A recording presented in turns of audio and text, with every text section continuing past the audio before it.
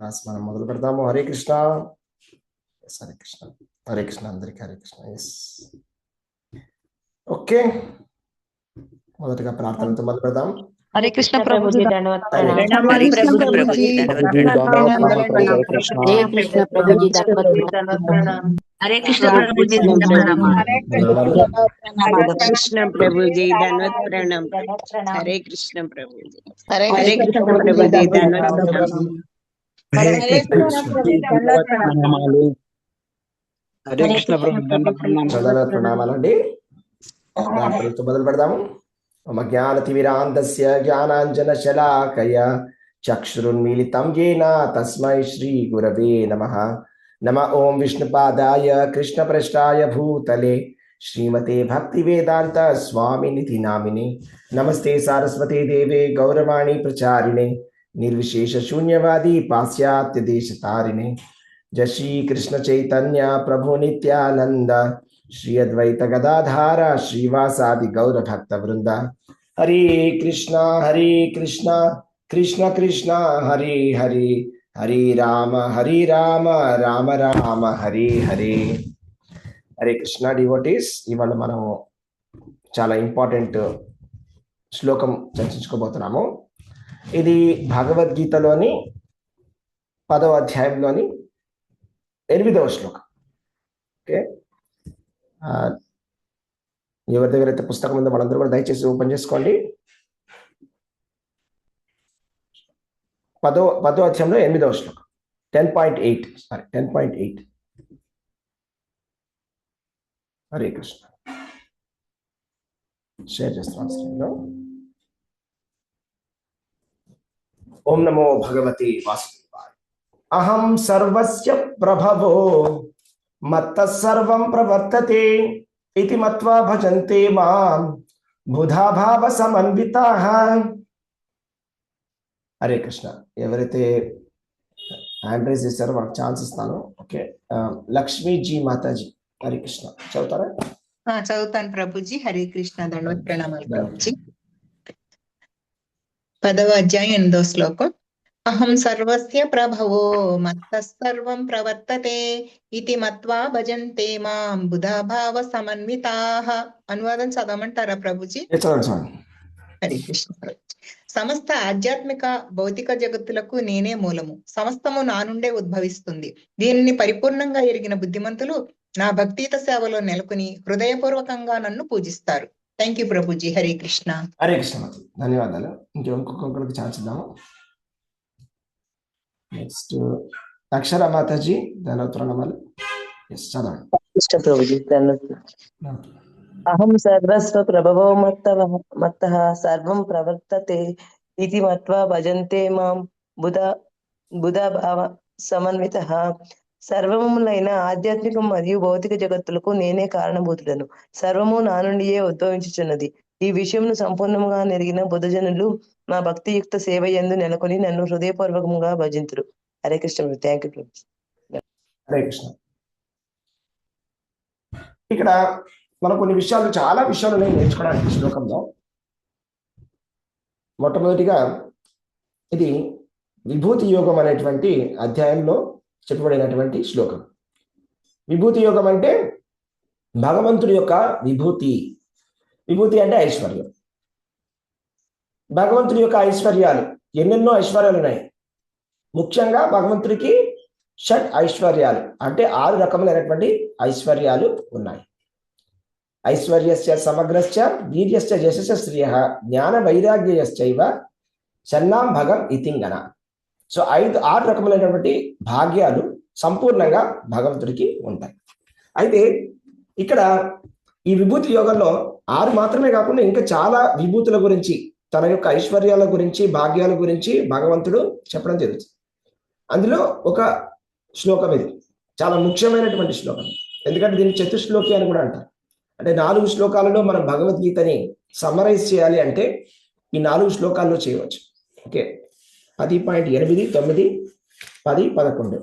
Okay, ఇక్కడ కొన్ని విషయాలు ఉన్నాయి మనం తెలుసుకోవాల్సినది. అహం, ప్రతి ఒక్క పదానికి కూడా చాలా అర్థం ఉంది. అహం అంటే నేను. అంటే మొట్టమొదటిగా తెలుసుకోవాల్సిన విషయం ఏంటంటే కృష్ణ భగవానుడు అని. అంటే కృష్ణ భగవానుడు ఈ పద్యానికి ముఖ్యమైనటువంటి టాపిక్. ఎవరి గురించి మాట్లాడుతుంది ఈ పద్యము? కృష్ణుడి గురించి చెప్తుంది. అందుకనే అహంతో మొదలు పెట్టారు భగవంతుడు. అహం సర్వస్య. సర్వస్య అంటే అన్ని లోకాలకి అని అర్థం. అన్ని లోకాలు అంటే అందులో భౌతికమైన లోకాలు కూడా వస్తాయి, ఆధ్యాత్మిక లోకాలు కూడా వస్తాయి. అంటే ఒక్క శ్లోకంలో ఇంత మీనింగ్ ఉందా అనిపిస్తుంది అప్పుడు ఈ శ్లోకం చదివితే. అహం సర్వస్య ప్రభవో. సర్వస్య అంటే భౌతిక ప్రపంచాలు అంటే మొత్తం బ్రహ్మాండం అంతా కలిపేస్తే మన 14 లోకాలు, భూలోకమే చాలా పెద్దగా ఉంటుంది. ఆ భూలోకంలో మన జంబూ ద్వీపంలో, భారతవర్షంలో, భరతఖండంలో మనం ఉన్నాం. అలాంటి భూలోకం పైన ఇంకో 14, 7 లోకాల పైన 7 లోకాల కింద ఉన్నాయి 14 లోకాలు కలిపితే ఒక బ్రహ్మాండం. ఆ బ్రహ్మాండాలు అన్ని కలిపితే భౌతిక ప్రపంచం. సో అది చాలా పెద్దగా ఉంటుంది భౌతిక ప్రపంచం అంతా కలిపితే. ఓకే, సో ఇంత పెద్ద భౌతిక ప్రపంచము ఒకటే కాదు, ఎన్నో ఉన్నాయి. అఖిలాండ కోటి బ్రహ్మాండాలు అన్నిటికీ కూడా నాయకుడు ఎవరు అంటే భగవంతుడు. ఓకే, అంటే భగవంతుడు ఏంటంటే జగత్తుకే నాయకుడు. ఓకే, జగత్తుకే నాథుడు, జగన్నాథుడు భగవంతుడు. సర్వలోకైక ఈశ్వర, సర్వలోకేశ్వరేశ్వర. అన్ని లోకాలకి ఉన్నటువంటి ఈశ్వరులకి ఈశ్వరుడు భగవంతుడు అనే విషయాన్ని మనం తెలుసుకోవాలి.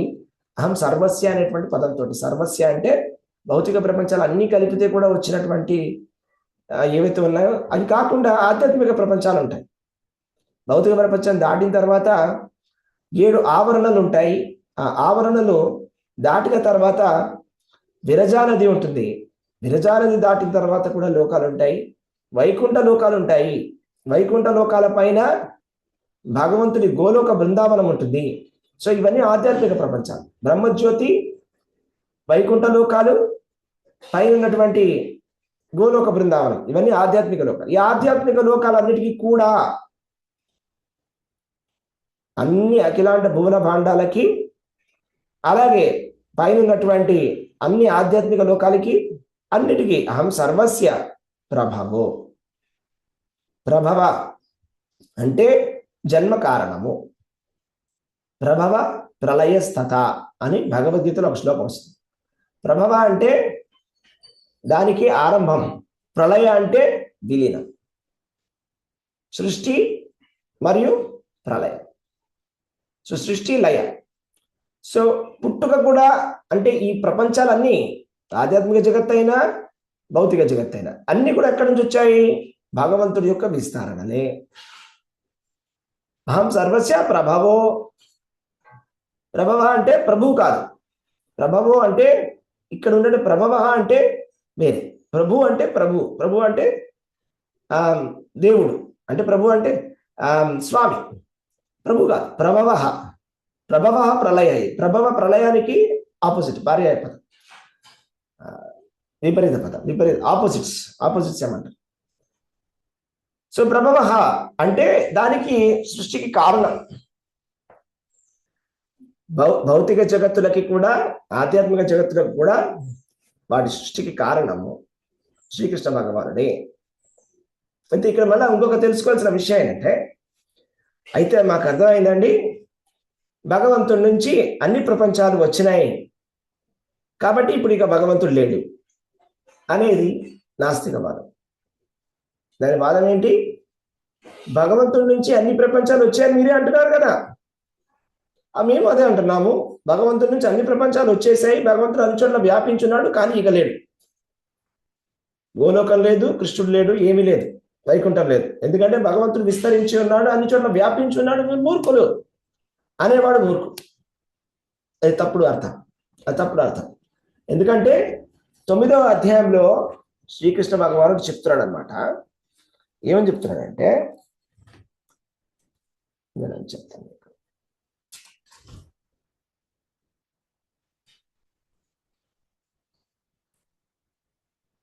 నచమత్స్థాని భూతాని పశ్యమే యోగమైశ్వరం భూత బృన్న చ భూతస్థో మమాత్మ భూత భావన. అంటే అయినను సృష్టింపబడిన సమస్తము నాలోనే స్థితిని కలిగి ఉండదు. అచింత్యమైన యోగ ఐశ్వర్యమును చూడుము. నేను సర్వజీవులను పోషించువాడైనను సర్వవ్యాపకుడు అయినను ఈ వ్యక్త జగత్తులోని భాగమును కాదు, కానీ నేనే ఈ సర్వ సృష్టికి మూల కారణుడను అని చెప్తున్నాను. చాలా స్పష్టంగా భగవంతుడు ఇక్కడ చెప్పాడు. నచమత్స్థాని భూతాని పశ్యమే యోగమైశ్వరం భూత బృన్నచ భూతస్థో మమాత్మ భూత భావన. అంటే ఇప్పుడు నా నుంచి జగత్తును వచ్చినాయి, సర్వ సృష్టికి మూల కారణాన్ని నేనే, అన్ని నా నుంచే వచ్చినాయి. అలాగని చెప్పి నేను లేనని అనుకోవద్దు, లేకపోతే నేను ఈ భౌతిక ప్రపంచంలో భాగం అని అనుకోవద్దు. నచమత్స్థాని భూతాన్ని పశ్యమే యోగమైశ్వరం భూత బృన్నచ భూతస్థో మమాత్మ భూత భావన. సమస్తము నాలోనే స్థితి కలిగి ఉండును, నేను సర్వజీవులను పోషించువాడైనను సర్వ వ్యాపకుడనైనను ఈ వ్యక్త జగత్తులోని భాగము కాదు. భగవంతుడు జగత్తులో భాగము కాదు అంటే దాని అర్థం ఏంటంటే గోలోక ఏవ నివసత్య అఖిలాత్మభూతో. గోలోక ఏవ నివసతి, భగవంతుడు గోలోకంలో కూడా ఉంటాడు. అఖిలాత్మభూతో, అందరి భూతాల హృదయంలో కూడా ఉంటాడు. అదేనండి, రెండు చోట్ల ఎలా ఉంటాడండి భగవంతుడు. మనమైతే ఒక చోటే ఉండొచ్చు, మీరు ఎవరైనా కూడా అలా ఉండగలరా? ఇప్పుడు ఈ రూమ్లో ఉంటూ మీరు ఇంట్లో ఉంటూ ఆఫీస్లో ఉండడం, ఇంట్లో ఉంటూ బజార్లో ఉండగలడం, అలా మీరు ఉండగలరా? ఎవరైనా ఎవరు ఉన్నారా? చేతులు ఎత్తారు, కొంతమంది చేతులు ఎత్తారు. ఎవరు ఉండలేరు కదా. అలాగే మనం అలా ఉండలేము. నేను ఉంటే ఇక్కడ ఉంటా, లేకపోతే బజార్లో ఉంటా, లేకపోతే ఆఫీస్లో ఉంటా. అంతేగాని అన్ని చోట్ల ఉండలేను. ఉంటే నేను విజయవాడలో ఉండాలి, హైదరాబాద్లో ఉండాలి, అవునా? రెండు చోట్ల ఒకటేసారి ఉండలేను. కానీ భగవంతుడు ఉండగలరు. మనకి భగవంతుడికి ఉన్నటువంటి తేడా అదే. ఒకసారి ఏం జరిగిందో తెలుసా? కృష్ణ భగవానుడు ఒకసారి ద్వారకలో ఉన్నప్పుడు చూడడానికి నారదుడు వచ్చాడు. నారదుడు వచ్చినప్పుడు మొట్టమొదటిగా రుక్మిణి ప్యాలెస్కి వెళ్ళిపోయాడు. రుక్మిణి దగ్గర కృష్ణ భగవానుడు కనిపిస్తుంది. కృష్ణుడు రుక్మిణి వాళ్ళిద్దరూ నారదుడిని చూడంగానే పిలిచి ఆయనకి ఆసనం ఇచ్చి ఆయన కాళ్ళు కడిగి చక్కగా ప్రశ్నలు అడిగి చేస్తారు మంచిగా ఉపచారం. అయితే అక్కడ నారదుడు సరే చూద్దాం నెక్స్ట్ దానికి వెళదామని ఇంకొక భవనానికి వెళ్ళిపోయాడు పక్కన ఉండే. ఎందుకంటే 16,000 మంది భార్యలు ఉన్నారు కదా, అలాగే 16,000 భవంతులు ఉంటాయి అన్నమాట భగవంతుడు. సో సరే పక్కన అక్కడికి వెళ్ళిపోయి వేరే చోట చూద్దాం ఏం చేస్తున్నాడు, అక్కడ ఉన్నాడా లేడా. ఇక్కడ ఉన్నాడు కానీ అక్కడ లేడైతే వెళ్ళి చూస్తే అక్కడ కూడా ఉన్నాడు కృష్ణుడు. అక్కడ ఏదో పని చేస్తున్నాడు, అక్కడ ఆలోచిస్తున్నాడు, అక్కడ ఏదో ప్రాక్టీస్ చేస్తున్నాడు. ఇంకొక భవంతికి వెళ్ళాడు, అక్కడ వాళ్ళ కొడుకులతో ఆడుకుంటున్నాడు. ఇంకొక భవంతికి వెళ్ళాడు, అక్కడ ఏదో ధర్మసభలో ధర్మం చెప్తున్నాడు. ఇంకొక భవంతికి వెళ్ళాడు, అక్కడ యుద్ధానికి ప్రాక్టీస్ చేస్తున్నాడు. అరే ఇదేంటి, నీ భగవంతుల్లో ఒకటేసారి ఉన్నాడు ఏంటి భగవంతుడు? అది భగవంతుడు అంటే. మనం భగవంతుడిని మనలాగా భౌతికంగా ఆలోచించకూడదు. అలా ఆలోచన కూడా తప్పు, అదొక అపరాధం, అది మూర్ఖత్వం. అది తెలియకపోవడమే మూర్ఖత్వం అంటే.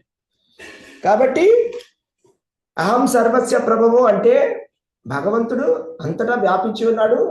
అంతటా సృష్టికి ఆయన మూల కారణం అయినను ఆయన మారిపోలేదు, ఆయనకి పోలేదు. ఎలాగంటే ఇప్పుడు భగవంతుడు ఒక చోట అంటాడు నేనే విత్తనాన్ని అని, ఈ ప్రపంచానికి భౌతిక ప్రపంచానికి.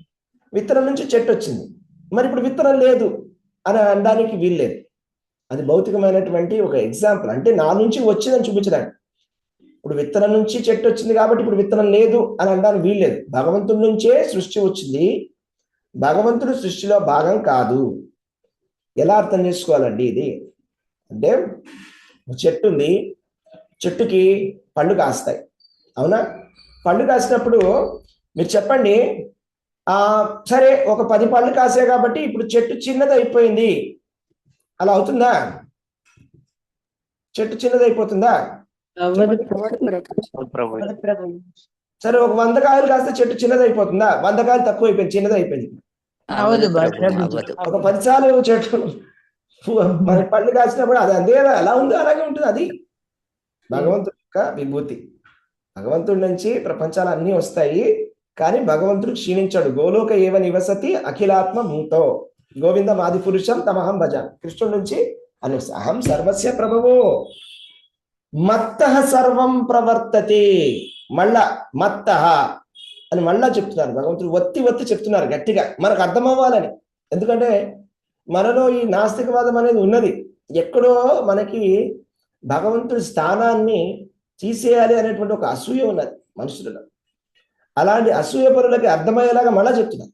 మత్త సర్వం ప్రవర్తతే. గుర్తుపెట్టుకో, మత్త అంటే నా నుండి సర్వం ప్రవర్తతే, సమస్తము ప్రభవించును, అన్ని కూడా ప్రభవిస్తున్నాయి, అంతా కూడా ఉద్భవిస్తున్నాయి, నా నుండి అన్ని ఉద్భవిస్తున్నాయి. భగవంతుడి నుంచే సర్వము ఉద్భవిస్తున్నాయి. అంటే సర్వజీవులు కూడా భగవంతుడి నుంచి వస్తున్నారు, సర్వము కూడా భగవంతుడి నుంచి వస్తున్నది. ఎలా అర్థం చేసుకోవాలి దీన్ని? అది ఎలాగ భగవంతుడి నుంచి వస్తున్నాయి? నేను భగవంతుడి నుంచా పుట్టాను, మా అమ్మ నాన్న కదా నేను పుట్టింది, భగవంతుడి నుంచి పుట్టడం ఏంటి? ఏమైనా అర్థం ఉందా దీనికి? అంటే దాని అర్థము భగవద్గీతలో 10వ అధ్యాయంలో కృష్ణ భగవానుడు చెప్తున్నాడు అనమాట. ఇంతకు ముందు శ్లోకంలో ఏం చెప్పాలో చెప్తాను. మహర్షయ సప్త పూర్వే చత్వారో మనవస్తత మద్భావ మానసా జాత ఏషాం లోక ఇమా ప్రజాః. ఆరో శ్లోకం అన్నమాట 10వ అధ్యాయం. సప్త ఋషులు, వారికి పూర్వము సనక సనందనాదులైన నలుగురు మహర్షులు మరియు మనువులు నా మానసము నుండియే ఉద్భవించిరి. వివిధ లోకములలో నిండి నట్టి జీవులందరూ వారి నుండియే జన్మించిరి. అంటే మనకి సప్త ఋషులని 7 మంది ఋషులు ఉన్నారు, అవునా? సప్త ఋషులు అంటాం. ఇప్పుడు మనం గోత్రం చెప్పేటప్పుడు చాలా మంది సప్త ఋషులకి కనెక్ట్ అయ్యి చెప్తారు, లేకపోతే ఇంకొక వాళ్ళకి నెక్స్ట్ సంబంధించినటువంటి ఋషుల పేరు చెప్తారు. సో సప్త ఋషులు అంటే అందరూ కూడా వీళ్ళ నుంచి వచ్చారనమాట, అవునా? అందరు మనుషులు, ఏ ప్రపంచంలో అయినా, ఏ బ్రహ్మాండంలో అయినా అందులో వచ్చినటువంటి మనుషులు, జీవులైనా మనుషులైనా వాళ్ళందరూ కూడా ఈ సప్త ఋషుల నుంచే వచ్చారు. ఇంకా సప్త ఋషులు మహర్షయ సప్త అంటే సప్త ఋషులు, మహర్షయ సప్త అంటే 7 సప్త ఋషులు. పూర్వే చత్వారు, చత్వారు అంటే 4. ఎవరా 4? ఎవరో 4 ఉన్నారు. ఎవరా 4? హరే కృష్ణ, ఎవరు చెప్పగలరా? భగవద్గీతలో ఆ 4 అంటే ఎవరు? సనక సనందనాథులు. ఎందుకు వాళ్ళంత గొప్పవాళ్ళు అంటే బ్రహ్మదేవుడి పుత్రులు వాళ్ళు. బ్రహ్మదేవుడి పుత్రులు కాబట్టి వాళ్ళు చాలా గ్రేట్ అన్నమాట. ఎందుకు వాళ్ళ గ్రేట్నెస్ ఏంటంటే, ఇప్పుడు మనం గ్రేడేషన్ తీసుకున్నాం అనుకోండి, ఆంటాలజీ అంటే తారతమ్యంలో చూస్తే ఫస్ట్ జడముగా ఉన్నటువంటి జీవులు, ఏ విధంగా అయితే రాళ్ళు రప్పలు, అవునా? తర్వాత చెట్లు కదలనటువంటివి, చర అచర. అచర అంటే కదలనటువంటివి, చర అంటే కదిలేటువంటివి. కదిలేటువంటి రాళ్ళు రప్పల కన్నా, చెట్ల కన్నా కదిలేటువంటి జీవులు గొప్పవి. కదిలేటువంటి జీవుల కన్నా ప్రాణులు గొప్పవి. ఆ ప్రాణుల కన్నా ఇంకా చెప్పాలంటే మనుషులు గొప్ప. మనుషుల కన్నా దాని ఏమంటారు, ప్రమద గణాలు లేకపోతే పిశాచాలు, అవన్నీ కూడా గొప్ప అని చెప్తారు, ఎందుకంటే వాడికి శరీరం లేక. తర్వాత దానికన్నా గొప్ప గంధర్వులు, కిన్నరులు, కింపురుషులు, విద్యాధరులు, దేవతలలో గొప్పవాడు ఇంద్రుడు. తర్వాత వాళ్ళకన్నా గొప్ప ఎవరు అంటే బ్రహ్మదేవుడి పుత్రులు చాలా గొప్పవాడు. ఎవరా పుత్రులు అంటే అందులో కూడా గొప్పవాళ్ళు ఎవరు అంటే ఈ 4 సనక సనందనాథులు. ఎందుకంటే మొట్టమొదటిగా బ్రహ్మదేవుడికి పుట్టింది ఎవరు అంటే ఈ 4 పుడతారు. ఈ భౌతిక ప్రపంచంలో మొట్టమొదటిగా 4 పుట్టారు. ఎవరా 4 అంటే ఈ 4 ఋషులు, చాలా గొప్పవాళ్ళు. సో వాళ్ళందరూ కూడా చాలా అద్భుతమైన విషయాన్ని కూడా చెప్తుంటారు అనమాట. సో చాలా చాలా దివ్యమైనటువంటి జ్ఞానాన్ని కూడా వాళ్ళు చెప్తుంటారు. సనక సనందన వర్ణిత చరితే రాధే జయ జయ మాధవ దయితే అని కూడా మన శ్లోకం చెప్పుకుంటాం. సనక సనందనాథులు కూడా రాధారాణి యొక్క చరిత్రని వర్ణించారట. ఓకే, సో వాళ్ళంతా గొప్ప గొప్ప వాళ్ళు ఈ 4 ఋషులు. తర్వాత మరియు మనువులు. ఓకే, ఎంతమంది మనువులు ఉంటారు? 14 మనువులు ఉంటారు, అవునా?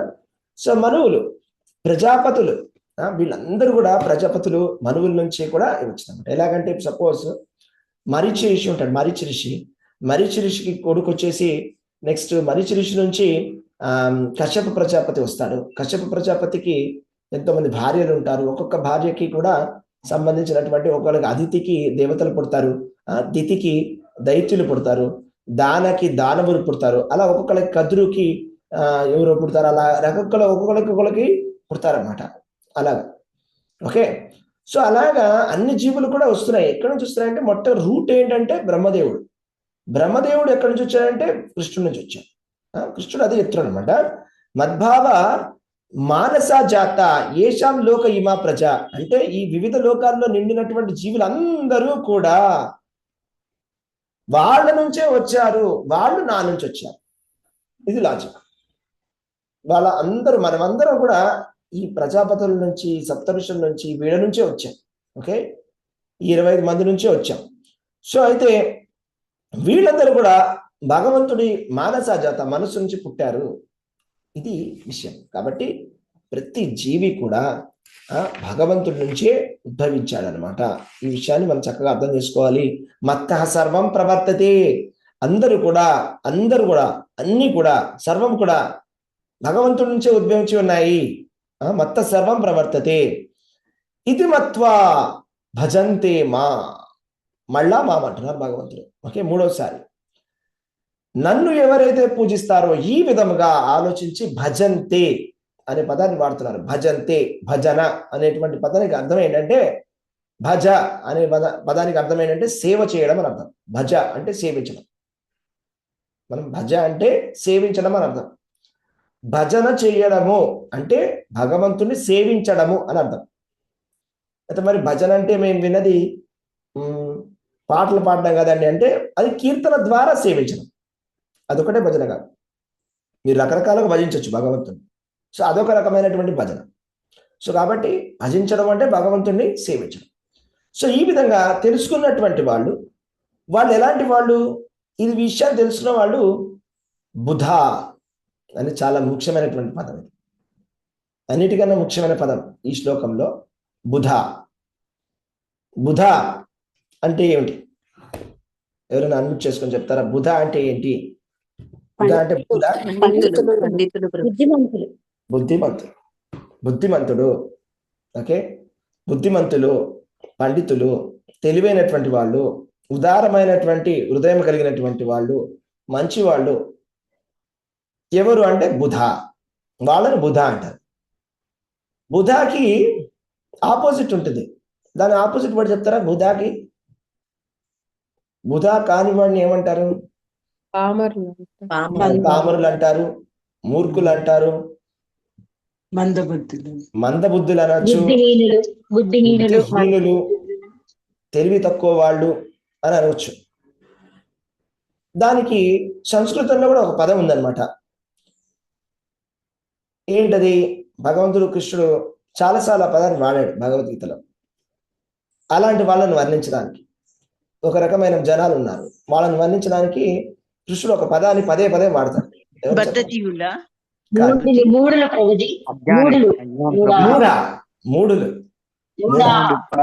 మూఢ నమే దుష్కృతిలో మూఢ ప్రపద్యంతే నరాధమ మాయయాపహృత జ్ఞాన ఆసురం భావం ఆశ్రిత. అంటే దుష్కృతులైనటువంటి మూఢులు, నరాధములు, మాయాపహృత జ్ఞానులు, అసురులు, నాస్తిక స్వభావం కలిగినటువంటి వాళ్ళు, అసురులు, రాక్షసులు కూడా నా యొక్క శరణాగతిని పొందరు అని కృష్ణ భగవానుడు చెప్తున్నాడు అనమాట. అయితే మనకు ఛాయిస్ ఉందనమాట. మనం బుద్ధిమంతుల కింద ఉండాలా, లేకపోతే మూర్ఖుడి కింద ఉండాలా? సో మూర్ఖుడి కింద ఉన్నట్లయితే కృష్ణ భగవానుడు ఏం చెప్తున్నాడంటే, అశ్రద్ధాన పురుష ధర్మస్య అస్య పరంతప అప్రాప్య మాం నివర్తంతే మృత్యు సంసార వర్త్మని. మూర్ఖుడికి భగవంతుడు ఇచ్చినటువంటి పద్ధతి ఏంటంటే, వాళ్ళకి ఇచ్చినటువంటి గతి ఏంటంటే అప్రాప్య మాం నివర్తంతే. మూర్ఖులు కృష్ణుడిని పొందలేరు. ఎవరైతే మొండి వాళ్ళు ఉంటారో, మంచి వాళ్ళు కాని వాళ్ళు ఉంటారో, వాళ్ళు అప్రాప్య మాం నివర్తంతే, వాళ్ళు కృష్ణుడిని పొందలేరు. మొదటి విషయం. రెండో విషయం, మృత్యు సంసార వర్త్మని. మృత్యు సంసార వర్త్మని అంటే వాళ్ళు మళ్ళా జనన మరణ చక్రాల్లో ఇరుక్కోవాల్సిందే. ఇది మూర్ఖులకి భగవంతుడు ఇచ్చినటువంటి శిక్ష. కాబట్టి మనకు ఒక చాయిస్ ఉంది. బుద్ధిమంతుల కింద ఉంటామా, పండితుల కింద ఉంటామా, లేకపోతే మూర్ఖుల కిందనే ఉండిపోదామా జీవితం అంతా అనేది భగవద్గీతలో ఒక చాయిస్ కృష్ణుడు కూడా ఇస్తున్నాడు అంట అర్జునుడికి. అంటే నేను అన్నిటికీ ఈ సమస్త ఆధ్యాత్మిక భౌతిక జగత్తులకి కారణభూతుణ్ణి, సర్వము నా నుంచే ఉద్భవిస్తున్నాయి, ఈ విషయాన్ని సంపూర్ణంగా తెలుసుకో అని చెప్తున్నాడు కృష్ణుడు. తెలియకపోతే తెలుసుకో.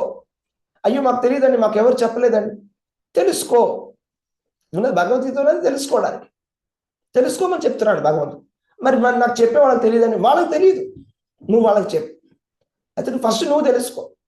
భగవంతుడు నీకు చెప్తున్నాడు కాబట్టి నువ్వు తెలుసుకో. చాలా మంది అంటారు భగవంతుడు నాకు చెప్పినప్పుడు నేను వింటాను. భగవంతుడే చెప్తున్నాడు ఇక్కడ, తెలుసుకో అంటున్నాడు. తెలుసుకో, శృణు.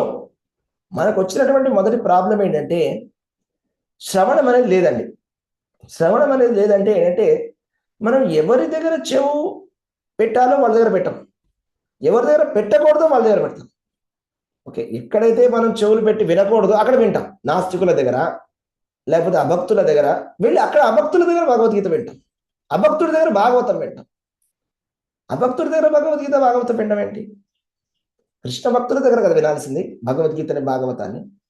ఎందుకంటే శాస్త్రంలో ఏం చెప్తారంటే ఏదైతే కనుక ఒక పాలు ఏ విధంగా అయితే ఒక పాము కనుక వచ్చి నోరు పెట్టినట్లయితే ఆ పాలంతా కూడా విషపూరితం అయిపోతుందో, అదే విధముగా ఒక భక్తుడైనటువంటి వాడు భగవద్గీత ప్రవచన చెప్పినట్లయితే, భాగవత ప్రవచన చెప్పినట్లయితే అది విషపూరితమైనటువంటిది, దానివల్ల లాభం కాదు కదా నష్టం జరుగుతుంది అని చెప్తుంది శాస్త్రం.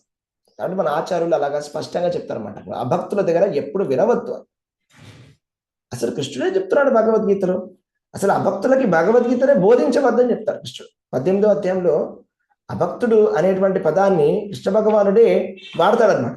ఈ ఈ నేను చెప్పినటువంటి ఈ జ్ఞానాన్ని నువ్వు కేవలం శ్రద్ధావంతులైనటువంటి వాళ్ళకి మాత్రమే చెప్పాలి, అసూయరహితమైనటువంటి వాళ్ళకే మంచి చెప్పాలి. కానీ శ్రద్ధావాన్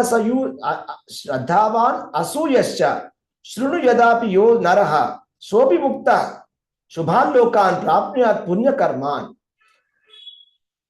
అద్వేష్యతే చ ఇమం ధర్మ్యం సంవాదం మావయోః జ్ఞాన యజ్ఞేన తేనాం అవిష్టిస్యామేత మే మతిః అని చెప్తున్నాడు కృష్ణ భగవానుడు. ఇదేంటంటే చాలా గుహ్యమైనటువంటి జ్ఞానం అనమాట.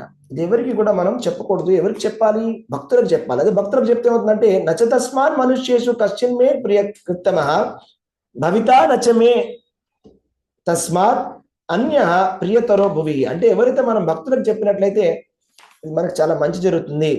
అదే 67 శ్లోకం చెప్తున్నాను. ఇదం తే నా తపస్కాయ నా భక్తాయ కదాచన నచ శుశ్రూషవే వాచ్యం నచమాం యో భ్యసూయతి. అంటే ఇట్టి గుప్తమ జ్ఞానమును తపస్సంపన్నులు కాని వారికి, భక్తులు కాని వారికి, భక్తియుత సేవలో నెలకొనిన వారికి, నా పట్ల అసూయ కలిగిన వారికి ఎన్నడూనూ వివరింపరాదు.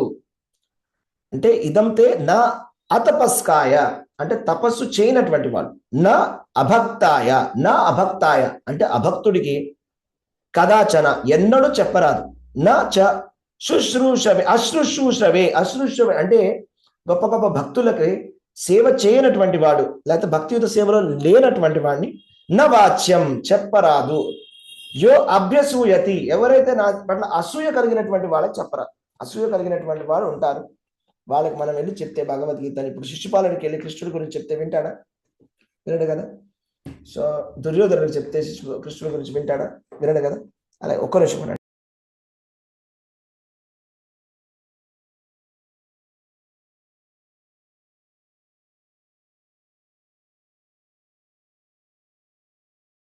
హరే కృష్ణ.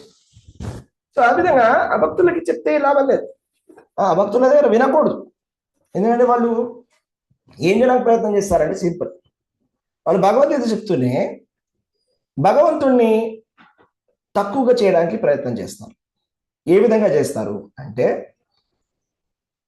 భగవంతుడు పరమ సత్యం కాదు అని చెప్తారు. భగవంతుడి కన్నా గొప్పది ఇంకొకటి ఉన్నది, అదే నిరాకారం అని చెప్తారు. ఇది అసూయ అంటే. సో ఏ విధంగా అంటే భగవద్గీతలో మాత్రం కృష్ణుడు అలా చెప్పలేదు. కృష్ణుడు ఏం చెప్పాడంటే భగవద్గీతలో బ్రహ్మణో హి ప్రతిష్టాహం అమృతాస్య అవ్యయస్య చ అని చెప్పాడు కృష్ణుడు. అంటే బ్రహ్మణో హి ప్రతిష్టాహం అంటే ఈ బ్రహ్మము, నిరాకార బ్రహ్మము నాపై ప్రతిష్ఠింపబడి ఉన్నది. బ్రహ్మణో హి ప్రతిష్ఠాహం అంటే చాలా స్పష్టమైనటువంటి అర్థం. అంటే ఈ బ్రహ్మము నా పైన ప్రతిష్ఠింపబడి ఉన్నది. అంటే ఈ బ్రహ్మ, నిరాకార బ్రహ్మం అనేది భగవంతుడి యొక్క జ్యోతి, భగవంతుడి నుంచి వచ్చినటువంటిది అది. అంతేగాని భగవంతుడు నిరాకార బ్రహ్మం నుంచి రాలా. వాళ్ళ సిద్ధాంతం ఏంటంటే నిరాకార బ్రహ్మమునికి మాయ కలిగి మాయ వల్ల భగవంతుడు పుట్టాడు. అంటే దాని అర్థం ఏంటి? భగవంతుడిని మించి మాయ ఉన్నది అని అర్థం. అంటే మాయ భగవంతుడు. అది ఎక్కడైనా కూడా మాయ భగవంతుడు అవుతాడా? మాయ భగవంతుడు అవడం ఏంటి అంటే దాన్ని ప్రభుపాద వారు చెప్తారన్నమాట. రివర్సల్ అంటే తల కిందకి చెప్పులు పైకి, అట్లా ఉల్టా. మనం మనిషిని ఉల్టా చెప్పేది అనుకోండి, అలాగనమాట మోడల్ అనేది. ఇంకా ప్రభుపాద వారు చెప్తారు ప్రకృతి పురుషుడు. పురుషుడు అంటే ఎవరైతే భోగించేటువంటి వాడు పురుషుడు. ప్రకృతి అంటే భోగింపబడేది ప్రకృతి.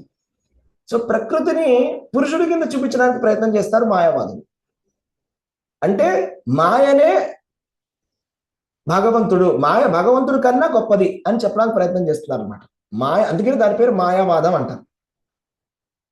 దానికి ప్రభుపాద వారు ఏం చెప్తారంటే, ఇప్పుడు సపోజ్ ఎవరైనా ఒక స్త్రీ ఉన్నారనుకోండి, ఆ స్త్రీకి మనం మగవాళ్ళ బట్టలు వేసినంత మాత్రాన వాళ్ళు మగవాళ్ళు అవ్వలేరు కదా, వాళ్ళు పురుషులు అవ్వరు కదా, స్త్రీలు స్త్రీలే కదా. అదేవిధంగా ప్రకృతిని మీరు పురుషుడి కింద ఎలా చెప్తారు? ప్రకృతే, పురుషుడు పురుషుడే. సో భగవంతుడిని మించినటువంటి ఇంకోటి ఏది లేదు. మత్తః పరతరం నాన్యత్కించిదస్తి ధనంజయ మై సర్వమిదం ప్రోత్తం సూత్రే మణిగణారిన. భగవద్గీతలో కృష్ణుడు ఈ విధంగా చెప్పలేదు అర్జునుడికి. నన్ను మించింది ఒకటి ఉంది, నేను అది చెప్తున్నది నేను చెప్తున్నా, అంతేగాని నాది ఇది కాదు అని చెప్పడం లేదు. లేకపోతే కృష్ణుడు నేను ఒక చిన్న అవతారాన్ని ఏదో నాకు తెలిసినట్టు నేను చెప్తున్నాను విను అని చెప్పడంలా. లేకపోతే నాకన్నా గొప్ప నిరాకారం ఉంది, ఆ నుంచి ఆకారం నేను తీసుకున్నానని చెప్పడం లేదు. ఉల్టా చెప్తున్నాడు భగవంతుడు. భగవంతుడు ఏం చెప్తున్నాడంటే ఎవరైతే నన్ను నిరాకారం అంటారో వాళ్ళు మూర్ఖులు అని చెప్తున్నాడు భగవద్గీత కృష్ణుడు. అవ్యక్తం వ్యక్తిమాపన్నం మన్యంతే అబుద్ధయ. ఎవరైతే ఒకప్పుడు నేను అవ్యక్తం అని చెప్తున్నారో ఇప్పుడు వ్యక్తమయ్యానని చెప్తున్నారు. అవ్యక్తం వ్యక్తిమాపన్నం, ఇప్పుడు నేను వ్యక్తమయ్యాను. ఒకప్పుడు అవ్యక్తంగా ఉండేవాడిని, ఇప్పుడు రూపం తీసుకున్నా. రూపం లేనటువంటి నిరాకారం రూపం తీసుకున్నాను వాడు అబుద్ధయ. బుద్ధయ కాదు, ఈ శ్లోకంలో ఏం చెప్పారు? బుధ, బుద్ధిమంతుడు కాదు, పామరుడు, మూర్ఖుడు, మందమతి, తెలివి తక్కువ వాడు, తెలివి లేనివాడు అని చెప్తున్నాడు కృష్ణుడు. ఎవరైతే నేను ఒకప్పుడు అవ్యక్తమో ఇప్పుడు వ్యక్తమైనటువంటి వాడు మూర్ఖుడు అని చెప్తున్నాడు కృష్ణుడు. అదే ఎవరైతే అర్థం చేసుకుంటారో ఈ సత్యాన్ని, మత్త పరతరం నాణ్యత్కించిదస్తి, కృష్ణుడిని మించినటువంటి తత్వం ఇంకోటి లేదు. కృష్ణుడికి సమమైనటువంటిది కానీ కృష్ణుడికి మించినటువంటిది కదా ఎవరు లేరు. మన రీసెంట్గా మనం అద్వైతాచార్యుడి యొక్క ఆవిర్భావ దివసం గురించి చెప్పుకుంటున్నప్పుడు చాలా అద్భుతంగా ప్రవచనంలో చెప్పారు. అసలు అద్వైత అనే పదం ఏంటి అని. అద్వైత అనే పదము కృష్ణుడి నామం. అద్వైతం అంటే కృష్ణుడి నామం, అది కృష్ణుడి నామం. అది అద్వైతం అచ్యుతం అనాదిం అనంత రూపం ఆద్యం పురాణ పురుషం నవయవ్వనం చ. అద్వైతం అచ్యుతం అనాదిం అనంత రూపం అంటే అద్వైతము అంటే కృష్ణుడికి సమమైనటువంటి వాళ్ళు ఇంకొకడు ఎవరు లేరు. ఆయన పేరు అసమోర్ధ్వ అంటే ఆయనకి సమంగా ఇంకొకరు లేరు. కృష్ణుడికి సమానంగా మనం ఇంకొకరు నుంచో పెట్టలేము. సమానంగా ఎవరూ సమానం కాదు. కృష్ణుడికి సమానము ఎవరూ కాదు. అంటే మనం సంపూర్ణమైనటువంటి తత్వంలో చూసినట్లయితే బలరాముడు కూడా కృష్ణుడితో సమానం కాదు. అలాగే ఈ చతుర్వ్యూహాలు కూడా కృష్ణుడితో సమానం కాదు. మహావిష్ణువు, నారాయణుడు, వైకుంఠ నారాయణుడు, పురుషావతారాలు, ఏ దేవత ఏ ఋషి ఎవరు కూడా కృష్ణుడికి సమానం కాదు. అది అద్వైత అంటే, అది ఆయన పేరు. కృష్ణుడి పేరు అద్వైతం. అచ్యుతం అనాది, అచ్యుతం అంటే ఆయనకి ఎప్పుడు కూడా ఆయన పడిపోవడం అనేది ఉండదు. భగవంతుడు పడిపోవడం అనేది అచ్యుత అనేది అంటే ఆయన అచ్యుత, ఆయన పడడు. ఆయన ఏమి చేసినా పడడు. 16,000 మంది భార్యలు పెళ్లి చేసుకున్నా ఆయన పడడు. ఆయన మధ్యరాత్రి పరస్త్రీలతోటి నృత్యం చేసినా ఆయన పడిపోడు. ఆయన ఒక పంది శరీరాన్ని తీసుకున్నా కూడా ఆయన పడిపోడు. ఆయన యుద్ధం నుంచి పారిపోయినా ఆయన పడిపోడు. ఆయన చేసినటువంటి ప్రమాణాన్ని ఆయన విరగొట్టినా వదిలేసినా కూడా, ఆయన అబద్ధం చెప్పినా కూడా ఆయన పడిపోడు. ఆయన ఏం చేసినా పడిపోడు. ఎందుకంటే ఆయన భగవంతుడు కాబట్టి, ఆయన పరమసత్యం కాబట్టి, ఆయన పరబ్రహ్మం కాబట్టి. ఈ సత్యాన్ని అర్థం చేసుకున్నటువంటి వాళ్ళు ఇది మత్వా భజంతే మాం బుధా భావ సమన్విత. ఇది అర్థం చేసుకున్నటువంటి వాళ్ళు భావ సమన్విత, ఇది కూడా చాలా ముఖ్యమైనటువంటి పదం. ఇది తెలుసుకున్నటువంటి వాళ్ళు ఈ విధంగా భావ సమన్విత అంటే వాళ్ళు చాలా చాలా ప్రేమతోటి హృదయపూర్వకముగా భజిస్తారు, హృదయపూర్వకంగా భజిస్తారు. భజించేటప్పుడు కృష్ణుని మనం ఏ విధంగా భజించాలంటే మనం ప్రేమతోటి భజించాలి, హృదయపూర్వకంగా భజించాలి. అంటే సంపూర్ణమైనటువంటి మనం శరణాగతి భగవంతుడికి పొందాలి. ఇక్కడ చాలా చాలా చాలా అద్భుతమైనటువంటి భాష్యం ఉంది. ఇందులో ఎన్నో అద్భుతమైనటువంటి శ్లోకాలు ప్రభుపాదుల వారు వేదాల నుంచి కూడా కొటేషన్ చేశారనమాట. కొన్ని మనం చెప్పుకుందాము, కొంచెం ఇందులో చదువుకుందాం. చాలా చాలా అద్భుతం. చూడండి ఏం చెప్తున్నారు. అర్థరహితమైనటువంటి వ్యాఖ్యానాలచే గాని మూర్ఖులచే గాని ప్రభావితముడు కాకుండా తన భక్తి మార్గము నుండి వైదొలగకుండును. ఎవరండి? ఒక గొప్ప భక్తుడు అర్ధరహితమైనటువంటి భాష్యాలను తీసుకొని భ్రమించడు. ఎందుకంటే అర్ధరహితమైనటువంటి భాష్యాలు వ్యాఖ్యానాలు చాలా ఉన్నాయి మన టీవీలలో, పుస్తకాలలో. ప్రతి వాళ్ళు పుస్తకాలు రాస్తారు. ఎవరైనా రాయొచ్చు పుస్తకాలు, ఏమున్నది.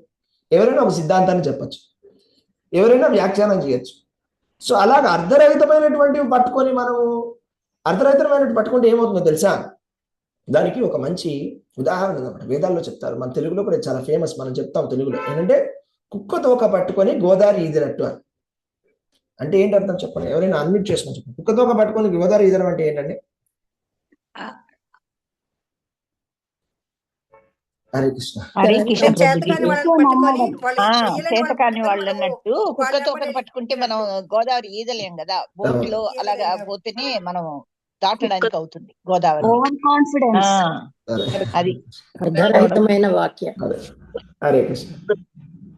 కుక్కదోక పట్టుకొని గోదావరి ఈదడం అనేది తెలుగులో ఉంది, యాక్చువల్లీ సంస్కృతంలో ఉంది అనమాట. మన వేదాల్లో ఉన్నటువంటి ఉపమానం అది. భాగవతంలో కూడా ఒక చోట వస్తుంది. కుక్కదోక పట్టుకొని గోదావరి ఈదడం అంటే అభక్తుల దగ్గరికి వెళ్ళి భాగవతం వింటే, భగవద్గీత వింటే, వాళ్ళ దగ్గర మనము ఉపదేశం తీసుకుంటే, వాళ్ళు చెప్పినటువంటి జ్ఞానంతో మనం గోదావరిని ఈదలేదు.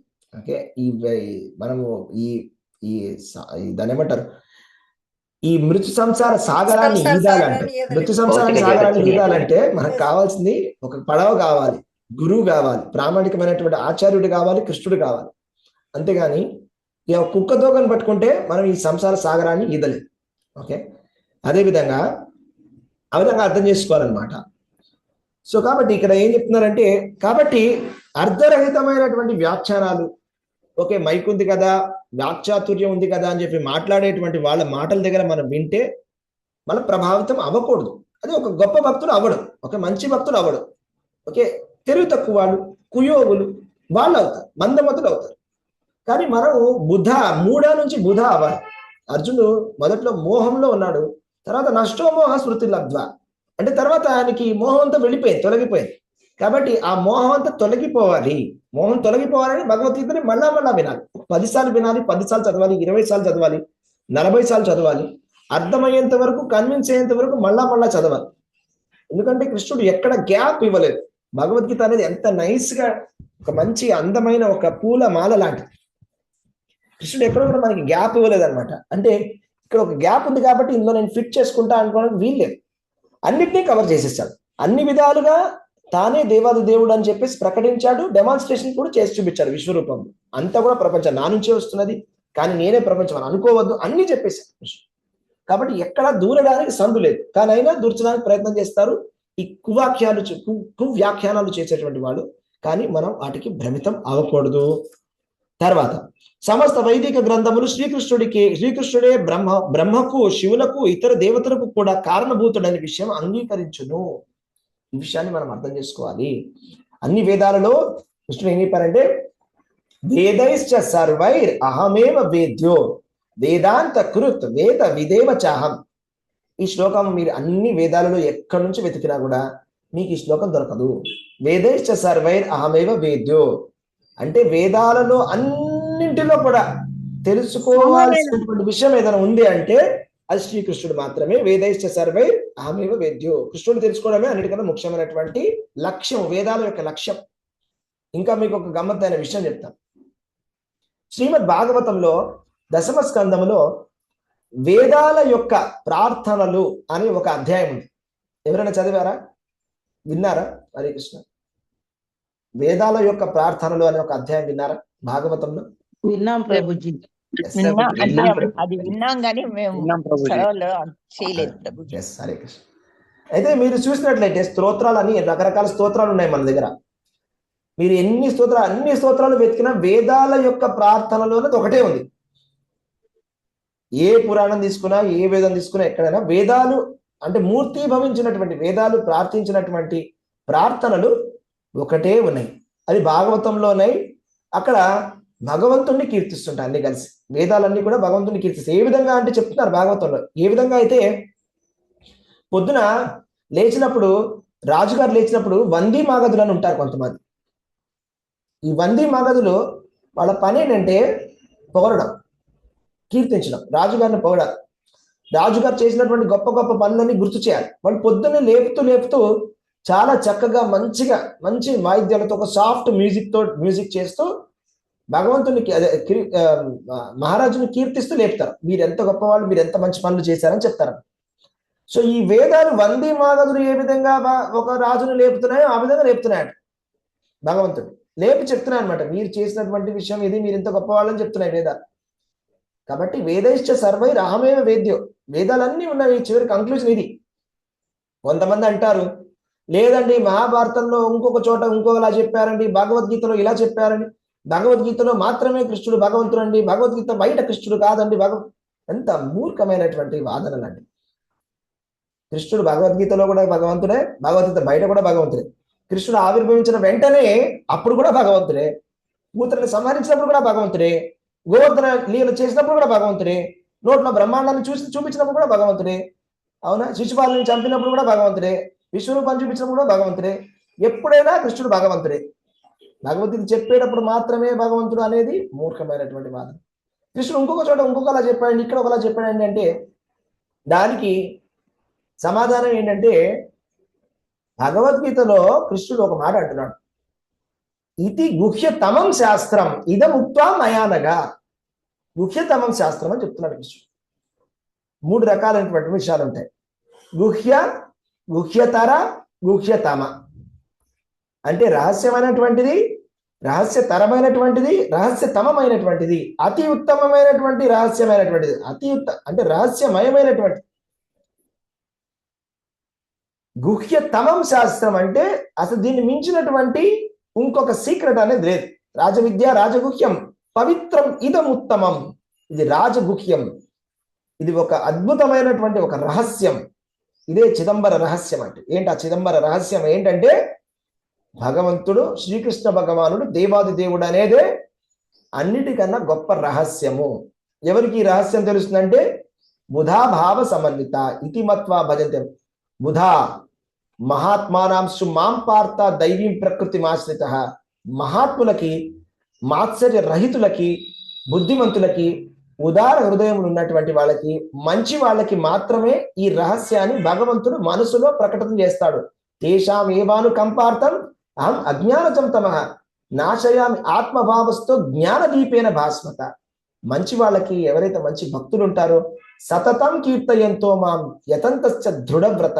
సతతము భగవంతుని కీర్తించినటువంటి మంచి భక్తులకి భగవంతుడి రహస్యాన్ని చెప్తాడు, అర్జునుడికి చెప్పిన విధంగా. అంతేగాని అభక్తులకి, కుయోగులకి భగవంతుడు ఈ రహస్యాన్ని మనసులో ప్రకటింప చేయడు. ఎందుకంటే వాళ్ళలో సరిపోయేంతటువంటి పుణ్యం లేదు కాబట్టి. పుణ్యం లేని వాడికి భగవంతుడి గురించి తెలియదు. ఎందుకంటే తేషాం అంతర్గతం పాపం జనానాం పుణ్యకర్మణి. ఇక్కడ భగవంతుడు తెలుసుకోవడానికి చాలా పుణ్యం అవసరము. భగవంతుడి నామం చెప్పాలంటే సామాన్యమైనటువంటి విషయం కాదు. అదే చెప్తారు భాగవతంలో, భగవంతుడి నామం చెప్పినటువంటి వాడు ఇంతకి క్రితమే అన్ని వేదాలు చదివేశాడు, అన్ని యజ్ఞాలు చేసేశాడు, అన్ని తపస్సులు చేసేశాడు, అన్ని దానాలు చేసేశాడు, అన్ని రకమైనటువంటి క్రతువులు చేశాడు. కాబట్టి ఇవాళ అంత పుణ్యాన్ని ఆర్జించుకున్నాడు. కాబట్టి ఇవాళ భగవంతుడి నామాన్ని చెప్పడానికి అటువంటి అర్హత దొరికింది, ఆ మనస్సు కలిగింది. లేకపోతే భగవన్ నామము అభక్తుల నోట నడవదు, వాళ్ళు చెప్పలేరు. వాళ్ళు చెప్పినా కూడా అది నామము కింద కాదు, అది కేవలము అక్షరములే. ఇప్పుడు నామ అక్షర హోయ అంటే నామ అక్షరములు మాత్రమే. అంటే ఇప్పుడు రామ, కృష్ణ, ముకుంద, మురారి అంటే ఈ మూడు అక్షరాలు, 2 అక్షరాలు కలుస్తున్నాయి. అదే ఒక భక్తుడు చెప్తే అది నామం అవుతుంది, అభక్తుడు చెప్తే అది నామం కూడా అవ్వదట. అది కేవలం అక్షర మాత్రాన, అంటే ఒక మాత్సర్యం ఉన్నటువంటి వాడు మాట్లాడినటువంటి నామానికి ఎటువంటి విలువ లేదు. ఎందుకంటే వాళ్ళ మనసులో ఈ భావన లేదు కాబట్టి. ఈ భజతాం ప్రీతిపూర్వకం అనేటువంటి ప్రీతి వాళ్ళలో లేదు, మనసులో ఆ అంగీకారం అనేది లేదు భగవంతుడి పట్ల, అసూయ అనేది ఉన్నది, భగవంతుడి నింద అనేది ఉన్నది వాళ్ళ మనసులో. కాబట్టి అది ఆ నామం కూడా నామం అవుతుంది, ఉట్టి కేవలం అక్షరాల కింద మిగిలిపోతుంది. ఈ విధంగా తెలుసుకోవాలి, ఇది సరిగ్గా తెలుసుకోవాలి. చూడండి, ఇంకా చాలా అద్భుతమైనటువంటి శ్లోకాలు ఉన్నాయి. గోపాల తాపని ఉపనిషత్తులో చెప్తున్నారు, యో బ్రహ్మాండం విదదాతి పూర్వం యో వై వేదాంశ గాపయతి స కృష్ణ. బ్రహ్మదేవులకు ఆదిలో వేద జ్ఞానాన్ని బోధించినటువంటి వాడు మరియు పూర్వం వేద విజ్ఞానం విస్తరింపజేసినటువంటి వాడు శ్రీకృష్ణుడే. నారాయణ ఉపనిషత్తులో చెప్తున్నారు, అత పురుషో హ వై నారాయణో అకామయత ప్రజా సృజయేతి. నారాయణుడు, దేవదేవుడైనటువంటి నారాయణుడు జీవులను సృష్టింప చేశాడు. నారాయణాత్ బ్రహ్మ జాయతే, నారాయణాత్ ప్రజాపతి ప్రజాయతే, నారాయణాత్ ఇంద్రో జాయతే, నారాయణాద్ అష్టవసవో జాయంతే, నారాయణాత్ ఏకాదశ రుద్రా జాయంతే, నారాయణాత్ ద్వాదశాదిత్య. అంటే నారాయణ నుంచే బ్రహ్మదేవుడు మరియు ప్రజాపతులు ఉద్భవించి, నారాయణుడి నుండే ఇంద్రుడు జన్మించను, నారాయణుడి నుండే అష్టవసువులు జన్మించారు, ఆ నారాయణ నుండే ఏకాదశ రుద్రుడు ఉద్భవించారు, మరియు నారాయణుడి నుండే ద్వాదశాదిత్యులు కూడా జన్మించారు. అట్టి నారాయణుడు శ్రీకృష్ణ భగవానుని స్వరూపాంశయే అని చాలా అద్భుతంగా చెప్తున్నారు. ఇంకా అసలు వీళ్ళ ఈ అభక్తుల అజ్ఞానానికి ఇంకా అంతే లేదు. వాళ్ళు ఏమంటారంటే విష్ణు అంటే విష్ణువు కాదట, వ్యాపకమట, కృష్ణుడు అంటే కృష్ణుడు కాదట, నలుపంట, ఇంకా అలాగా వాళ్ళు చెప్పుకుంటూ పోతారు. ఇంకా వాళ్ళ దగ్గర అందుకని వినకూడదు. సో ఇక్కడ చెప్తున్నారు, అలాంటి వాళ్ళ కోసం నారాయణ ఉపనిషత్తులో బ్రహ్మణ్యో దేవకీ పుత్ర, దేవకీ పుత్రుడైన శ్రీకృష్ణుడే దేవాది దేవుడు. ఇప్పుడు బ్రహ్మణ్య దేవకీ పుత్ర అన్నప్పుడు దేవకీ పుత్రుడు అంటే మన దానికి పెడర్థం తీసే అవకాశం లేదు కదా. ఇప్పుడు దీనికి పెడర్థాలు తీసే ఎక్స్పర్ట్ అయిపోయారు వాళ్ళు. దేవకీ పుత్ర అంటే ఏంటి చెప్పండి? దేవకీ పుత్రుడు ఎవరు? హరే కృష్ణ.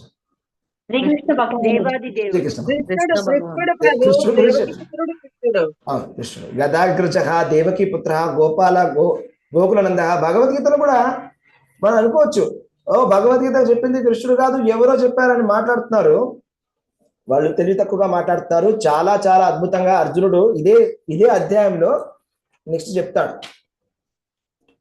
వినండి, ఇక్కడ చాలా అద్భుతమైన ఒక శ్లోకాన్ని చెప్తాడు. ఇప్పుడు ఏంటంటే ఈ 4 శ్లోకాలు చెప్పిన తర్వాత అర్జునుడు చెప్తాడన్న అర్జున వాచ పరం బ్రహ్మ పరం ధామ పవిత్రం పరమం భవాన్ పురుషం శాశ్వతం దివ్యం ఆదిదేవం అజం విభం ఆవుస్త విషయ సర్వే దేవర్షి నారదస్తత అసితో దేవలో వ్యాస స్వయం చైవ బ్రవీషిమే అని ఈ పరబ్రహ్మను ఒప్పుకుంటాడు. తర్వాత చూడండి, ఇంకా చాలా అద్భుతంగా పొగుడతాడు అనమాట.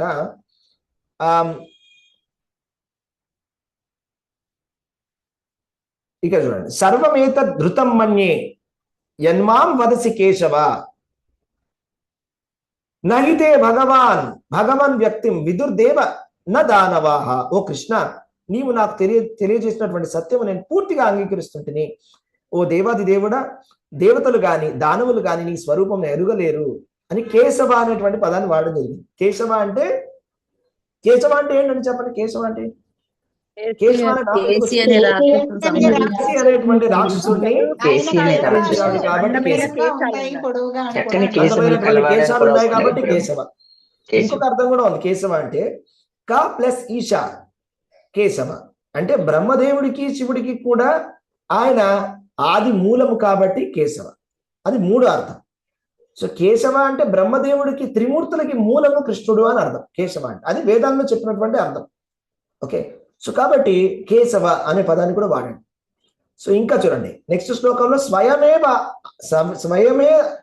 స్వయమేవాత్మనాత్మానం వేత్తత్వం పురుషోత్తమ భూతభావన భూతేశ దేవదేవ జగత్పతి.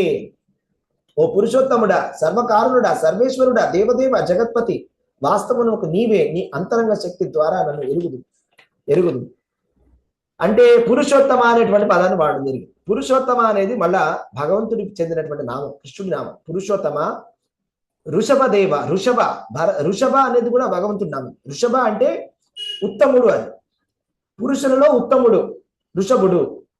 అలాగే కృష్ణుడు కూడా ఒకసారి అర్జునుడు అంట భరతర్షభ అంటే భరత వంశంలో పుట్టినటువంటి ఉత్తముడా. కృష్ణుడు పురుషోత్తముడు అంటే అందరిలో కూడా గొప్పవాడు. ఆయన మించినటువంటి వాళ్ళు ఇంకెవరు లేరు. ఇంతకు చెప్పినట్టుగా ఆయన అద్వైతుడు. ఆయన మించినటువంటి వాళ్ళు ఎవరు అసమర్థుడు, అంత సమానము ఎవరు లేరు. ఆయన అందరికన్నా గొప్పవాడు. ఆ విధంగా ప్రతి ఒక్క శ్లోకంలో మీరు చూసినట్లయితే అర్జునుడు కృష్ణుడి యొక్క రకరకాల నామాలని రకరకాలుగా కీర్తిస్తున్నాడు. అలాగే ఇంకా మనకి విశ్వరూపం జరిగినప్పుడు కూడా చక్రి అని పిలుస్తాడు, చతుర్భుజాలతో పిలుస్తాడు. ఆ విధంగా ఏ విధంగా చూసినా కూడా అంటే తప్పుదోవ పట్టాలి అని అనుకునేవాడు తప్పుదోవ పట్టించేవాడి చేతిలో పడిపోతాడు, చిక్కుకుంటాడు. అది వాడి కర్మ అంతే. మోసపోవాలి అనుకునే వాడికి మోసం చేసేవాడు రెడీగా ఉంటాడు ఎప్పుడు. మనం జాగ్రత్తగా ఉండాలి, మనం జాగ్రత్తగా కరెక్ట్గా వినాలి. కృష్ణుడు భగవద్గీతలో కానీ ఎక్కడైనా కూడా ఏం చెప్పాడు? తన భక్తుల దగ్గర వినమని చెప్పాడా, పోయి అభక్తుల దగ్గర వినమని చెప్పాడా? మీరే చెప్పండి. కృష్ణుడు కృష్ణుడు ఇచ్చినటువంటి సందేశం ఏంటి? భక్తుల సాంగత్యం చేయమన్నాడా, పోయి అభక్తులు అసూయ పరుల దగ్గరికి వెళ్ళి వినమన్నాడా? భక్తుల దగ్గర సాంగత్యం చేయమని చెప్పాడు. ఎవరైతే విశుద్ధ భక్తుల సాంగత్యం చేయమని చెప్పాడు. విశుద్ధ భక్తులు అంటే సర్వం పూర్ణ శరణాగతి పొందినటువంటి వాళ్ళు. అంటే ఇక త్వమేవ శరణం మమ, ఇంకా నాకు ఇంకెవరు నాతుడు లేరు అనేటువంటి శరణాగత భక్తుల దగ్గర మన భక్తిని భాగవతాన్ని భక్తిని గ్రహించాలి. అది వింటేనే దానికి ఒక ఫలితం అనేది ఉంటుంది. ఓకే, ఎవరైతే పాషాండులు ఉంటారో, పాషాండులు అంటే మనకి పద్మపురాణాలు చెప్తారు, మన విష్ణు సామాన్య జీవత అని చెప్తారు. అంటే సమానుడు. అరే విష్ణుమూర్తి అంటే జీవుడు విష్ణువు ఒకటే, దేవతలు విష్ణువు ఒకటే అని చెప్పేటువంటి వాడు పాషాండుడు. అలాంటి వాడు నాస్తికుడు. అలాంటి నాస్తికుల దగ్గర వింటే మనం ఇంకొక నాస్తికులం అవుతాం. కృష్ణుడే చేశారట అది అంతా. ఎందుకు అలా పద్మపురాణంలో చెప్పాడంటే మాయావాదం రావడానికి కారణం ఏంటని అడుగుతారు చాలా మంది. ఎందుకండి మాయావాదం వచ్చిందని. అయితే కృష్ణుడు ఏం చేస్తారట, రెండు మార్గాలను ఇస్తాడు ఎప్పుడైనా. ఒకటి ఏంటంటే మాయ, ఒకటి కృష్ణ. మాయ కూడా కృష్ణుడిదే, కృష్ణుడి నుంచే వచ్చింది. కృష్ణుడు యొక్క భక్తి మార్గం కూడా కృష్ణుడి నుంచే వచ్చింది. కాకపోతే ఎవరైతే కుయోగులు ఉంటారో, కుపాత్రలు అంటే అపాత్రులు ఉంటారో, ఎవరికైతే పాత్రత లేదు, ఎవరైతే భగవద్ధామానికి రాకూడదో అలాంటి వాళ్ళకి ఇంకా ఎక్కువసేపు ఉంచాలి ఇక్కడ వాళ్ళని. అలాంటి వాళ్ళని పంపించకూడదు వైకుంఠానికి. ఇప్పుడు వాళ్ళు అక్కడికి వస్తే అక్కడ ప్రాబ్లం తయారు చేస్తారు కదా. ఎలాగైతే మీరు ఇప్పుడు ఎగ్జామ్ పెట్టారనుకోండి, ఒక ఐఏఎస్ ఎగ్జామ్, ఇప్పుడు క్వాలిఫికేషన్ లేని వాడికి ఐఏఎస్ ఇస్తారని మీరు చెప్పండి, ఇచ్చేస్తారా? పోనీ అందరికి ఇచ్చేద్దాం. ఎందుకు అలా చేస్తున్నారు? క్వాలిఫికేషన్ అందరికి ఇవ్వాలి కదా. మీరు తప్పు చేస్తున్నారు. అంటే మీరు ఎందుకు అంత స్ట్రిక్ట్ గా ఎగ్జామ్ చేస్తున్నారు? అందరినీ పాస్ చేయండి, చదవని వాడిని కూడా పాస్ చేయండి. ప్రాబ్లం ఏంటి? అతనిలోని సామర్థ్యతను చూస్తుంది. అది చదవని వాడిని కూడా ఇచ్చేచ్చు కదా మార్కులు. వీళ్ళ కరుణ లేదా? ఇచ్చేయండి, అందరినీ పాస్ చేసేసాను, అందరినీ ఐఏఎస్ చేసేసాను. ఫస్ట్ 10 ఎవరు వస్తే వాళ్ళకి ఇచ్చేయండి ఐఏఎస్. ఎవరైతే ఫస్ట్ 10 మంది ఎవరైతే రాస్తారో వాళ్ళని డాక్టర్లు చేసేసాను. ఎగ్జామ్ డిఫికల్ట్ గా పెట్టకండి, ఇచ్చేయండి మార్కు. అప్పుడేమవుతుంది? ఆ డాక్టర్లు ఏం చేస్తారు? మనం అందరినీ చంపేస్తారు. సో అలాగే పాత్రత లేని వాడికి, పుణ్యం లేని వాడు భగవద్ధామానికి వెళ్తే ఏం చేస్తాడు? అక్కడ వాడు ఇంకొక ప్రాబ్లం తయారు చేస్తాడు అక్కడికి వచ్చి. అది అలాంటి వాళ్ళు కాదు. అక్కడ నిత్య సిద్ధులు ఉంటారు భగవద్ధామంలో. అవునా? భగవంతుడి చుట్టూ ఆయన చాలా ఇష్టమైనటువంటి భక్తులు ఉంటారు. ఆయన చుట్టూ తిరిగేవాళ్ళు ఎవరు? కృష్ణుడి చుట్టూ తిరిగే వాళ్ళందరూ చాలా చాలా గొప్ప భక్తులు. వాళ్ళందరూ నిత్య సిద్ధులు. కృష్ణుడు చాలా ప్రేమించేటువంటి వాళ్ళు ఉంటారు కృష్ణుడితో పాటు. సో మరి ఆ ఫిల్టరేషన్ జరగాలంటే ఒక ఫిల్టరేషన్ ప్రాసెస్ అనేది ఉండాలి. మన ఆరో వాటర్ తాగుతున్నాం కదా, అందులో ఎన్నో ఫిల్టర్స్ చూపిస్తారు మనకు. అవునా? ఫస్ట్ ఒక ఫిల్టర్ ఉంటుంది, అది మట్టి ఆపేస్తుంది. తర్వాత ఇంకో ఫిల్టర్ ఉంటుంది, రాళ్ళు ఆపేస్తుంది.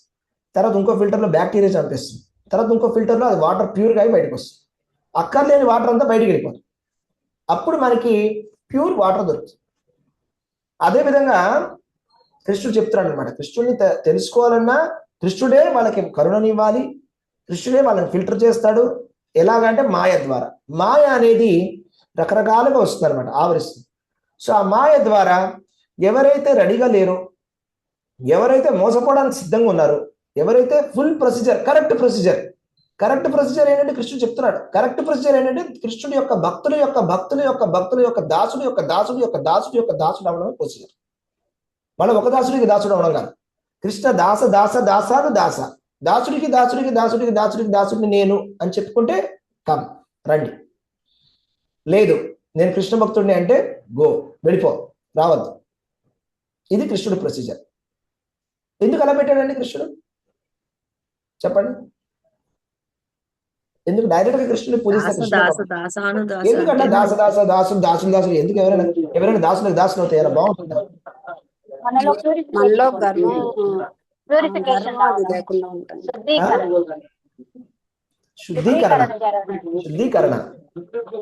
శుద్ధీకరణ. నేను భగవంతుడి భక్తుడిని అని చెప్పుకునే అర్హత మనకు లేదు. నిజం చెప్పాలంటే భగవంతుడు చాలా చాలా చాలా గొప్పవాడు, పరమ పవిత్రుడు భగవంతుడు. ఆయన భక్తి చేయడం అనేది సామాన్య విషయం కాదు. ఓకే, కేవలము బ్రహ్మభూత స్థితిలో అయినటువంటి వాళ్ళు, పరమహంసలే కృష్ణుడి భక్తిని చేయగలరు. నిజం చెప్పాలంటే మనం ఏం చేస్తున్నామంటే అలాంటి పరమహంస భక్తులైనటువంటి వాళ్ళు చెప్పిన మార్గంలో నడుస్తూ, వాళ్ళ అడుగుజాడల్లో నడుస్తున్నాము.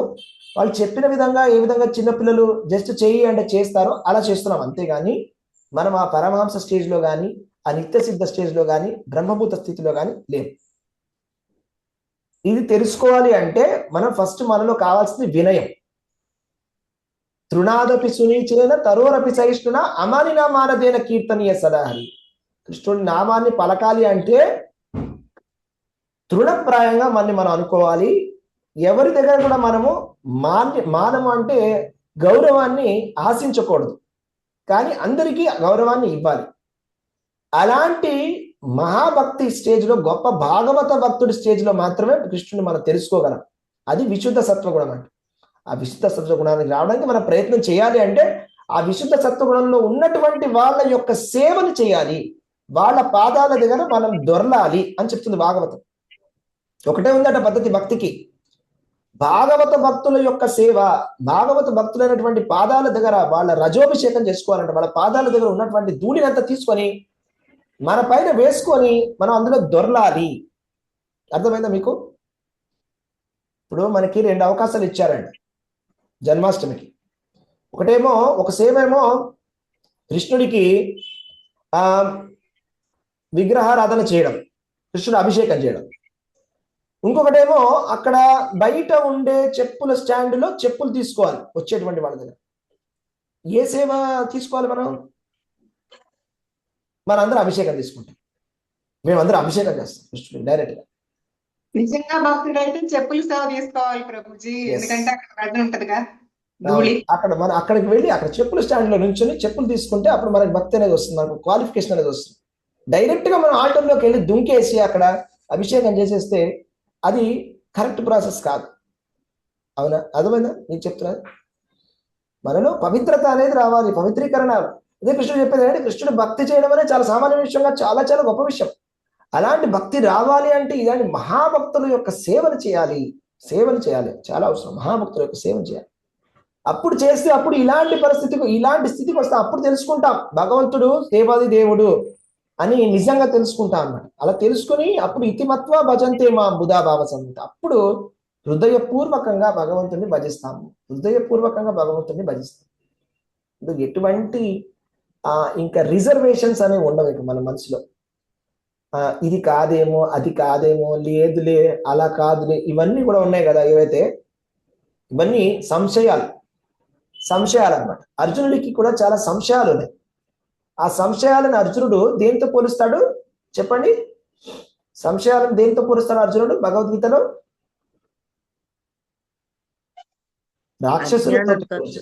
రాక్షసులతోటి పోలుస్తాడు. మధుసూదన అని అంటాడు. కేశవ మధుసూదన అంటే మధుకైతవులని సంహరించినటువంటి వాడా, నా సంశయాన్ని దూరం చేయాలి. ఎందుకంటే ఈ సంశయము నిన్ను నా నుంచి దూరం చేస్తుంది. ఎందుకంటే నాకు ఎక్కడో కొన్ని డౌట్స్ ఉన్నాయి, దానివల్ల నేను ఒప్పుకోలేకపోతున్నాను నువ్వు దేవదేవుడు అని. ఈ సంశయం అనేది మన ఆపుతున్నది అనమాట. మనం సంపూర్ణమైన శరణాగతి పొందకుండా ఆపుతున్నది.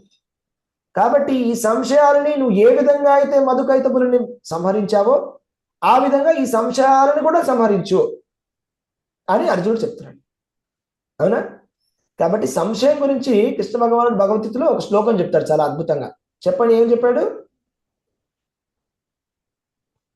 సంశయాత్మ తర్వాత డాష్ బ్లాంక్. సంశయాత్మ చెప్పండి. హరే కృష్ణ. వినశ్యతి. సంశయాత్మ వినశ్యతి. డౌట్స్ ఉన్నవాడు వాడు రాలేడు భగవంతుడికి. అవునా? డౌట్స్ పెట్టుకోవద్దు. డౌట్స్ ఉంటే క్లియర్ చేసుకోవాలి.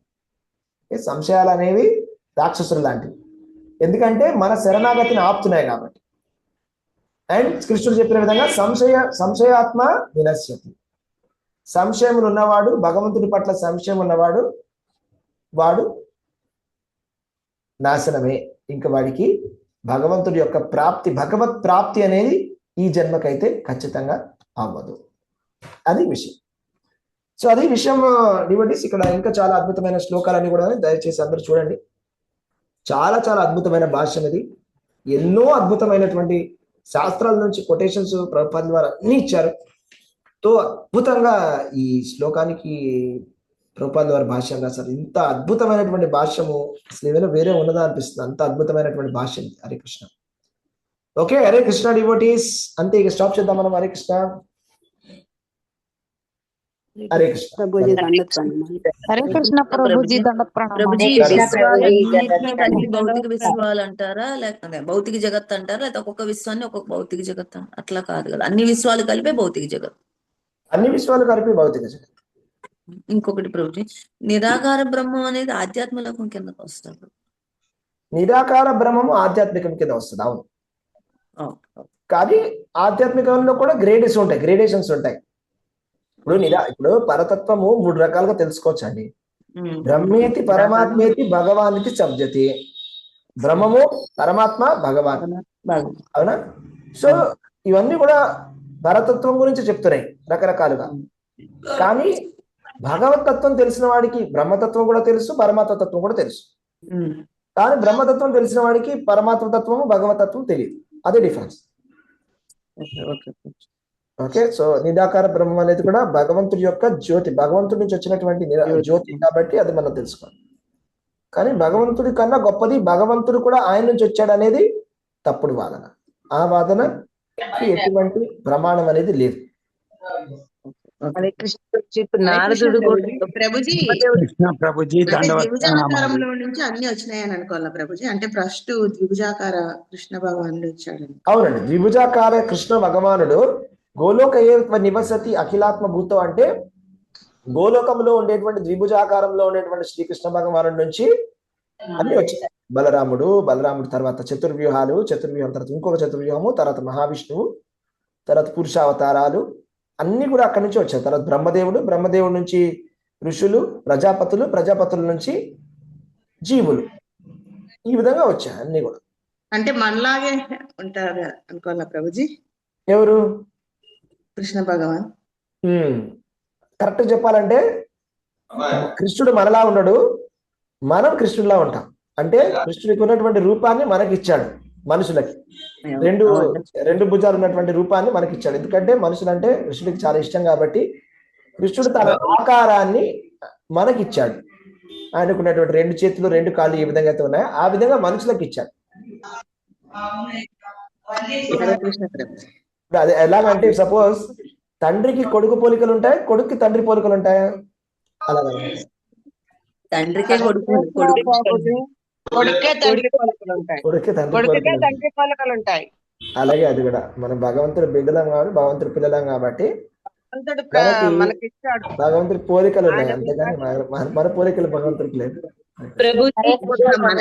ఎంత దయ ప్రభుజీ భగవాన్ కి, అంటే మనకిచ్చాడు ఆయన రూపాన్ని మనకిచ్చాడు. ఆయన రూపం లాంటి రూపాన్ని మనకిచ్చాడు. హరే కృష్ణ. హరే కృష్ణ ప్రభుజీ. భగవంతుడు ప్రతి ఒక్కరికి నా గురించి చెప్పండి అంటారు కదా ప్రభుజీ. మళ్ళీ ఒక్కొక్కసారి అభక్తులకి నా గురించి చెప్పండి అంటారు. Nice, good question. ఏమవుతుందంటే మాతాజీ, ఇప్పుడు అభక్తులకు చెప్పినప్పుడు చాలా రిస్క్ ఉంటుంది. ఆ రిస్క్ ఏంటంటే కృష్ణుడు చెప్తాడు అనమాట. రిస్క్ చెప్తాను వినండి. ఫస్ట్ మీరు మొత్తం సంపూర్ణంగా ఆన్సర్ చెప్తాను. ఇప్పుడు ఇప్పుడు అభక్తులు అజ్ఞానంలో ఉంటారు. వాళ్ళు ఒక మనిషినో ఒక దేవతనో పట్టుకొని ఉంటారు, లేకపోతే ఒక శాస్త్రాన్ని పట్టుకొని ఉంటారు.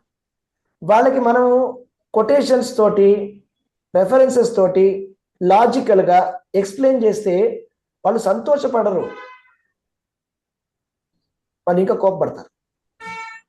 ఓకే, ఎందుకంటే వాళ్ళు మూర్ఖులు కాబట్టి. అందుకే కృష్ణుడు అంటారన్నమాట, డిస్టర్బ్ చేయొద్దు అని. మూర్ఖుడిని డిస్టర్బ్ చేయొద్దు అంటాడు కృష్ణుడు. మూర్ఖుడిని డిస్టర్బ్ చేస్తే ఏమవుతుంది? అరుస్తాడు. అవునా? భక్తులకే చేయమంటారా? అంటే గుడ్ క్వశ్చన్. అదే నెక్స్ట్ క్వశ్చన్, నెక్స్ట్ దాని పాయింట్ చెప్తాను. కృష్ణుడు అయితే కనుక చేయొద్దని చెప్తున్నాడు, కానీ భక్తులు ఎంత వాళ్ళలో కరుణ ఉందంటే వాళ్ళు ఆ రిస్క్ తీసుకుంటారు. భక్తులు ఆ రిస్క్ తీసుకొని మాకు ఏదైనా పర్వాలేదు మేము చెప్తాం అని చెప్తారు. కానీ రిస్క్ అనేది ఎప్పుడు ఉంటుంది అనమాట ఒక భక్తులు చెప్పినప్పుడు. దానికి ప్రభుపాదుల వారు ఏం చెప్తారంటే ఒక ఉదాహరణగా చెప్తారు. యేసుక్రీస్తుని సిలువ వేశారని. ఎందుకు వేశారు? మూర్ఖులు కాబట్టి. భగవంతుడి గురించి చెప్పాడు కాబట్టి మూర్ఖులందరూ కలిసి సిలువ వేశారు అని ప్రభుపాదుల వారు చెప్పారు.